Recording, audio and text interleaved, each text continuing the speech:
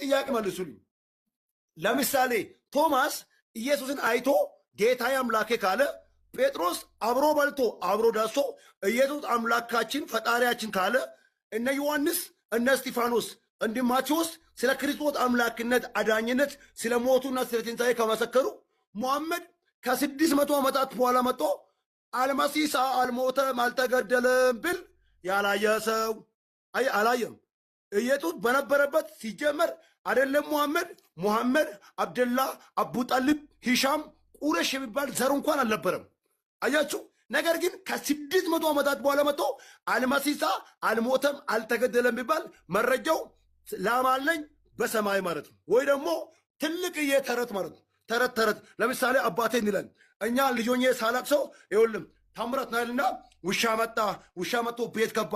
ከዛ ውሻና ከአንበሳ ጋር መጮህ ጀመሩ። አንበሳ ዳቦ አመጣ፣ ዳቦውን አበላ። አንበሳ ዳቦ ካበላ በኋላ ሊጥ ምናምን አዘጋጅቶ አንበሳ ዳቦን ጋገረ ምናምን እያለ አባት የሚያወሩ ተረት አለ። አንበሳ ዳቦ አይጋግርም አይደል? ልክ እንደዛ ነው። ሙሐመድም ያላየውን ያልሰማውን ያልነበሩ አካል መጥቶ ኢየሱስ አልሞተም አልተገደለም የሚባል የሙሐመድ አስተምሮ 1 ሲደመር 1 0 እንደሚባል ወይም ከምን ወሩ ፍጹም ከእውነት የራቀን አሁንም ይደግማቸዋል። ኢየሱስ አምላክ ስለመሆኑ ወይም አዳኝ ስለመሆኑ መጽሐፍ ቅዱስ በብዙ ቦታ ይናገራል።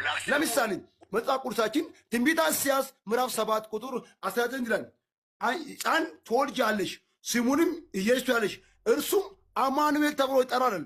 ገና ኢሳይያስ ነው የሚያወሩ ትንቢተ ኢሳይያስ ምዕራፍ 7 ቁጥር 19 ላይ 7 ቁጥር ትንቢተ ኢሳይያስ ምዕራፍ 7 ቁጥር 19 ላይ ምን ተባለ? ኢየሱስ ምን ተባለ? አያችሁ ክርስቶስ እንደሚመጣ ስሙም አማኑኤል እንደሚባል ነገር። ሉቃስ ወንጌል ምዕራፍ 1 ላይ ደግሞ ይሄ ቃል በቃል ልጅም ትወልጃለሽ ስሙንም ኢየሱስ ያለሽ እርሱም አማኑኤል ተብሎ ይጠራል። ከዛስ አማኑኤል ማለትም ትርጓሜም እግዚአብሔር ከኛ ጋር ማለት። ለምሳሌ በዚህ ግሩፕ ላይ ሊዮኔል ሜሲ ከኛ ጋር ነው።